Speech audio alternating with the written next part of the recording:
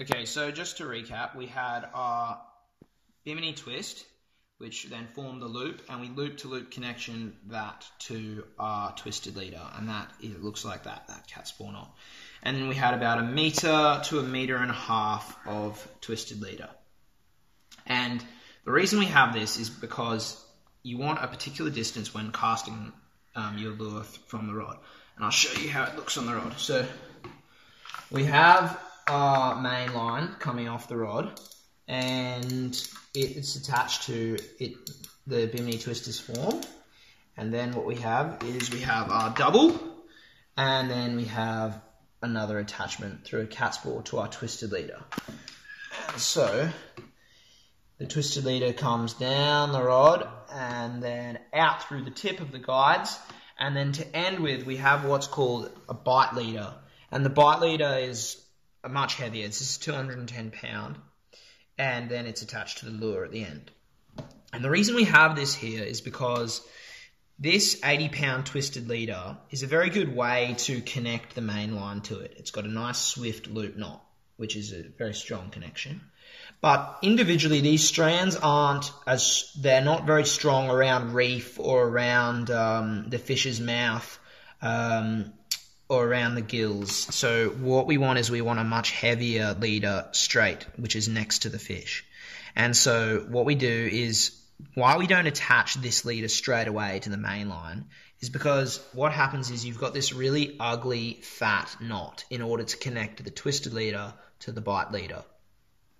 And there's really no way to connect these lines together without having a big ugly fat knot. So what we're going to do now is I'm going to show you how to tie this thing. What's important is when you're casting, this knot needs to be outside of the guides all the time, because otherwise it'll go clunking through the guides.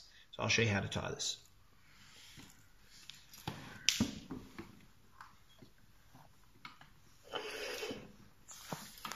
So we have our twisted leader that we had from before, and then we go to the end of it, and we usually have about 60, 70, 80 centimeters of bite leader.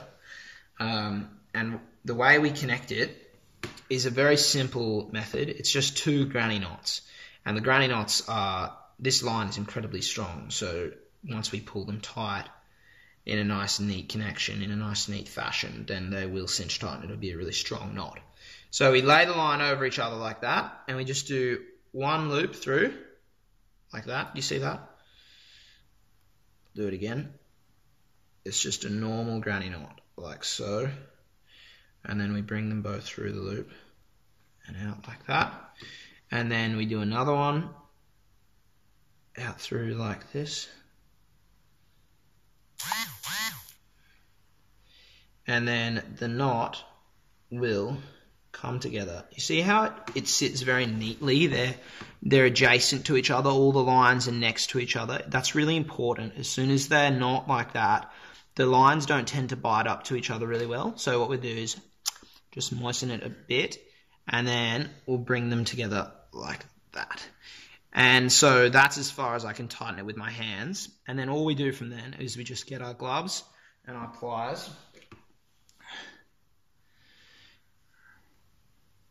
and we'll tighten it. So with your gloves, you'd wrap it around your hand like that, and you'd bring them really tight before it slices your hand open. And the knot looks like this to finish. And what we'll do is we'll just clip these ends.